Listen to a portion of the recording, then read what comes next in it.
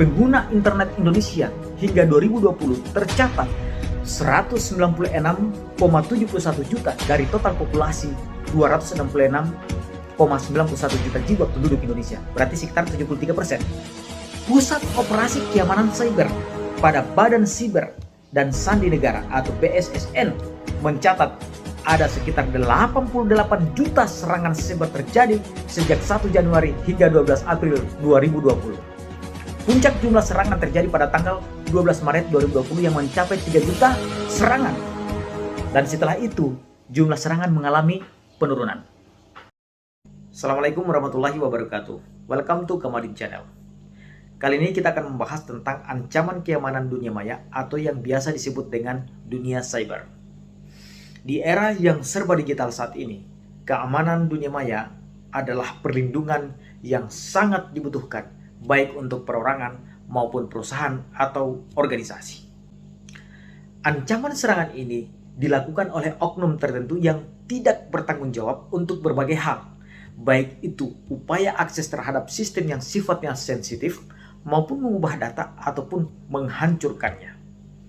Economic Impact of Cybercrime No Slowing Down oleh McAfee yang dalam overview reportnya mengatakan bahwa kejahatan dunia maya akan selalu ada karena banyak pengguna teknologi gagal mengambil tindakan perlindungan paling dasar dan banyak produk teknologi tidak memiliki pertahanan yang memadai.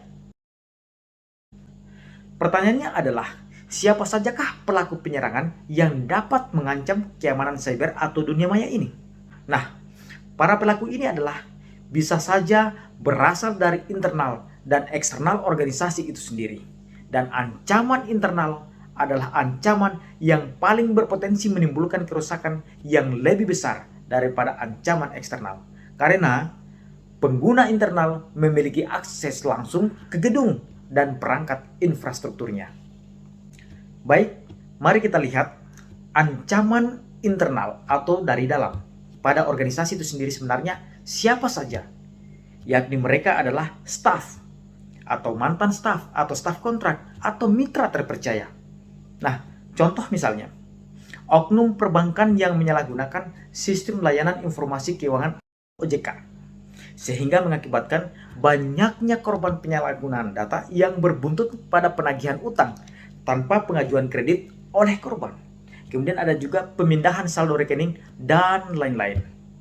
Berikut ini adalah bagaimana kita bisa melihat ancaman dari luar atau ancaman eksternal pada organisasi itu sendiri. Ada yang disebut dengan amatir atau script kiddies. Mereka ini adalah penyerang dengan sedikit keahlian dan menggunakan alat bantu atau berdasarkan petunjuk di internet.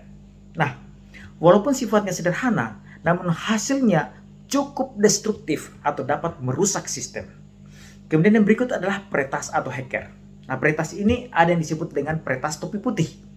Nah, ini adalah seorang yang diberi akses untuk melakukan pengujian atau penetrasi dan penilaian kerentanan keamanan suatu sistem sebelum terjadi ancaman dan temuannya dilaporkan ke pengembang untuk menutup celah yang ada.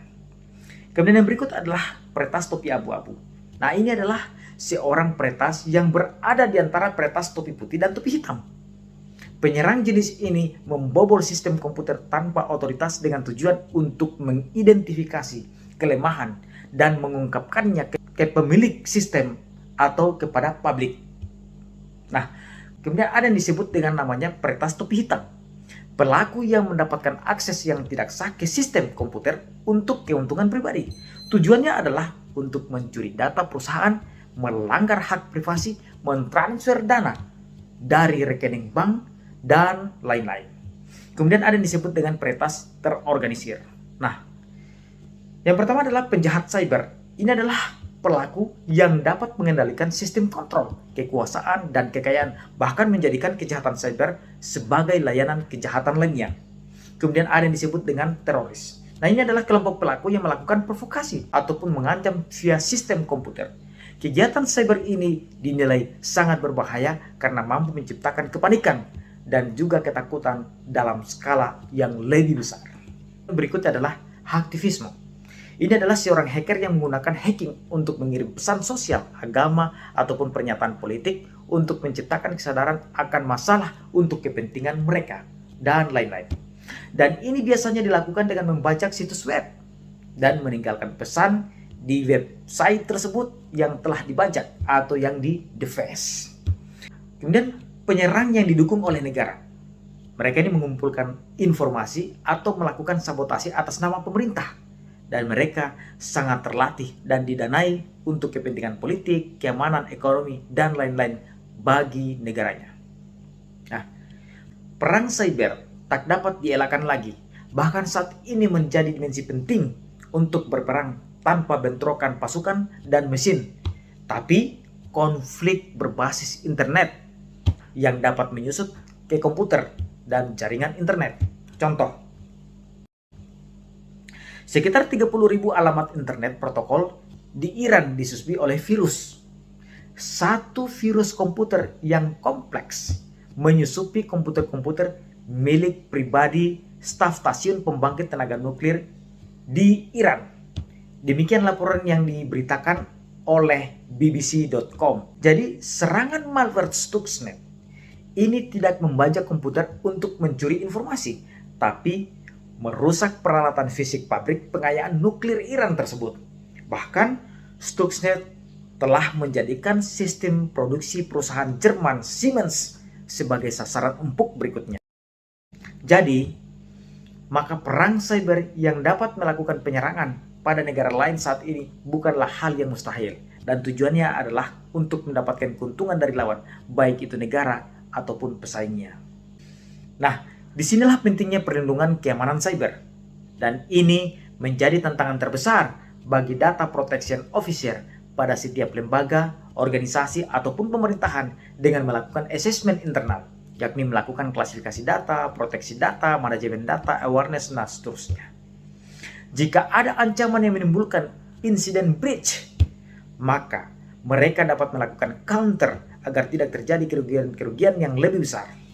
Nah, Data Protection Officer dapat bertindak sebagai advokat independen untuk tugas perawatan dan penggunaan informasi pelanggan yang tepat. Dan di negara-negara di Uni Eropa sebagai bagian dari General Data Protection Regulation atau disebut dengan Peraturan Perlindungan Data Umum. Nah, sebagai penutup, bagaimana serangan, konsep, dan teknik yang dilakukan? Nantikan para konten berikutnya.